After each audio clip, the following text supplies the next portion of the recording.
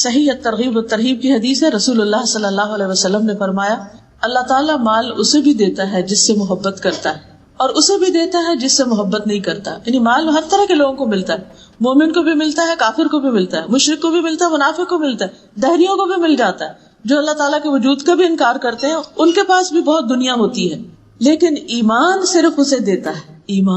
ایمان صرف اسے دیتا ہے جس سے وہ محبت کرتا ہے. پس جب اللہ کسی بندے سے محبت کرتا ہے تو اسے ایمان عطا کر دیتا ہے. اور ایمان ایک تو نا روایتی ایمان کہ ہم سب کہتے ہیں ہاں ہم مانتے ہیں اللہ کو، لیکن وہ ماننا کیا، وہ زبان کی حد تک، نہ وہ دل میں اترتا ہے ایمان اور نہ ہمارے جوارح میں، یعنی اطاعت بھی نہیں ہوتی اس کی بنا پر. تو اصل ایمان کیا ہے، ما وقر فی القلب وصدقہ العمل، اور اس کے بعد زبان بھی اس کی تصدیق کرے، یعنی دل، زبان اور باقی جوارح سب کے ساتھ ایمان کا اظہار کرے انسان. تو ایسا ایمان کس کو نصیب ہوتا ہے، جس سے اللہ سبحانہ وتعالیٰ محبت کرتا ہے. پھر اللہ تعالیٰ اس کو راہیں دکھاتا ہے، اس کو عمل کی توفیق دیتا ہے، اس کے لیے نیکیوں کے دروازے کھول دیتا ہے. پھر اللہ تعالیٰ اس بندے پر رحمت فرماتا ہے. نبی صلی اللہ علیہ وسلم نے فرمایا، مسند احمد کی روایت ہے، انسان اللہ کی رضا حاصل کرتا ہے، یعنی انسان اس بات کی کوشش کرتا ہے کہ میرا رب مجھ سے راضی ہو جائے، اور اس میں مسلسل لگا رہتا ہے. یہ نہیں کہ ایک دن کو اچھا کام کر لیا اور اس کے بعد سو گئے، نہیں، وہ مسلسل اس جستجو میں رہتا ہے، تلاش میں رہتا ہے، کوشش میں رہتا ہے، محنت کرتا ہے کہ میرا رب مجھ سے راضی ہو جائے. تو اللہ عز و جل جبریل سے فرماتا ہے کہ میرا فلاں بندہ میری رضا کی تلاش میں. ٹٹولیے اپنے دلوں کو، کیا ہم ہیں کہ ہماری زندگی کا سب سے بڑا ہم اور غم، ہماری فکر،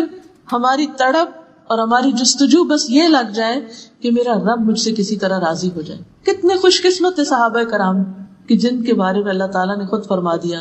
رضی اللہ عنہم ورضوا عنہ، اللہ ان سے راضی ہو گیا اور وہ اللہ سے راضی ہو گئے. اور یہ اس کو بھی نصیب ہو سکتا ہے جو اللہ سے ڈرے. ذالک لمن خشی ربہ، یہ اللہ کی خشیت سے نصیب ہوتا ہے کہ بندہ کچھ بھی کر لے پھر بھی ڈرتا رہے کہ ابھی کچھ نہیں کیا اور میں نے اپنے رب کو راضی کرنا ہے. تو جب ایک انسان اس کوشش میں لگ جاتا ہے تو اللہ تعالیٰ جبریل سے فرماتا ہے میرا فلاں بندہ میری رضا کی تلاش میں ہے،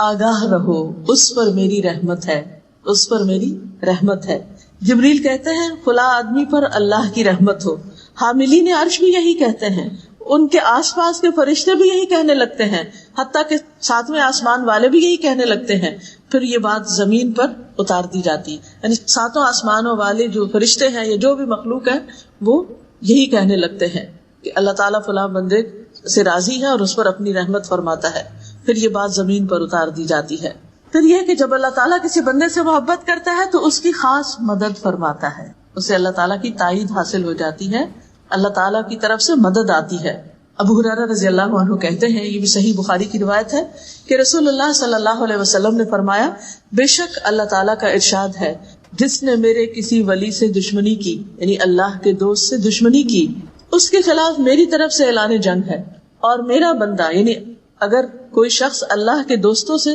دشمنی رکھتا ہے، مثلا اللہ کے رسولوں سے، اللہ کے نبیوں سے، نبی صلی اللہ علیہ وسلم سے، صحابہ کرام سے، اور اس کے بعد جو بھی لوگ قیامت تک احسان کے ساتھ ان کی پیروی کرتے رہے اور اللہ تعالیٰ کی رضا میں بھاگ دوڑ کر رہے ہوں، تو جب کوئی بھی شخص ان کے خلاف ہوتا ہے یا ان کی دشمنی کرتا ہے تو اللہ تعالیٰ اس سے ناراض ہوتے ہیں اور اس کے خلاف اعلان جنگ کرتے ہیں. اور میرا بندہ، یعنی اللہ کا دوست کیسے بنا جاتا ہے، میرا بندہ جن جن عبادتوں کے ذریعے سے میرا قرب حاصل کرتا ہے ان میں سے کوئی عبادت مجھے اتنی پسند نہیں ہے جس قدر وہ عبادت پسند ہے جو میں نے اس پر فرض کی ہے. یعنی انسان اللہ تعالیٰ کی رضا اور محبت کیسے حاصل کر سکتا ہے، اپنے فرائض کی احسن ادائیگی کے ساتھ. یہ سب سے پہلے فرائض،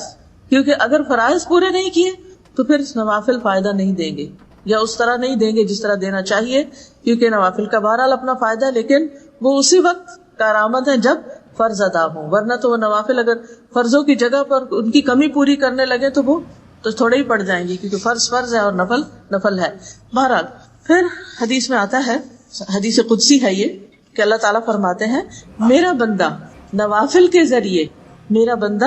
کے ذریعے سے مجھ سے اتنا قریب ہو جاتا ہے کہ میں اس سے محبت کرنے لگتا ہوں. یعنی پہلے درجے میں محبت کیسے حاصل ہوتی ہے، فرض کی ادائیگی سے. پھر جس بندے کے دل میں اللہ کی محبت ہوتی ہے نا، وہ صرف فرض پر کفایت نہیں کرتا، وہ صرف فرض ادا کرنا کافی نہیں سمجھتا، اس کا دل نہیں بھرتا، وہ سوچتا ہے مجھے ابھی کچھ اور کرنا چاہیے، کچھ اور کرنا چاہیے، اس سے آگے بھی کرنا چاہیے، ابھی تو کچھ بھی نہیں کیا، لہٰذا وہ نوافل کی طرف رغبت کرتا ہے اور نوافل کی کثرت کرتا ہے، ہاں وہ نمازوں کی ادائیگی میں ہو یا پھر باقی زکوٰۃ کی ادائیگی، زکوٰۃ صدقات کی ادائیگی میں ہو، یا حج اور عمرے کے طریقے پر ہو، یا فرضی روزے اور نفلی روزوں کی شکل میں ہو، تو فرائض کے علاوہ وہ نوافل کا بھی اہتمام کرنے لگتا ہے۔ میرا بندہ نوافل کے ذریعے مجھ سے اتنا قریب ہو جاتا ہے کہ میں اس سے محبت کرنے لگتا ہوں، جب میں اس سے محبت کرنے لگ جاتا ہوں تو میں اس کا کان بن جاتا ہوں جس سے وہ سنتا ہے، اس کی آنکھ بن جاتا ہوں جس سے وہ دیکھتا ہے، اس کا ہاتھ بن جاتا ہوں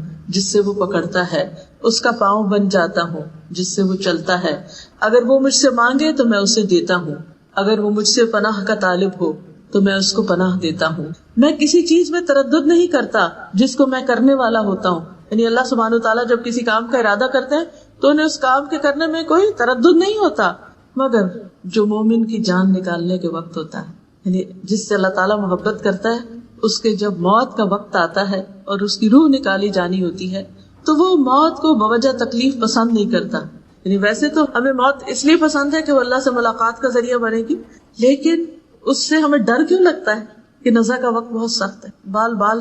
سے اور پور پور سے جان نکلنی ہے، یعنی کیسا وقت آئے گا، تو اس سے ہم ڈرتے ہیں، گھبراتے ہیں۔ فرمایا کہ وہ موت کو بوجہ تکلیف پسند نہیں کرتا اور مجھے بھی اسے تکلیف دینا اچھا نہیں لگتا۔ تو بہرحال آپ دیکھیے کہ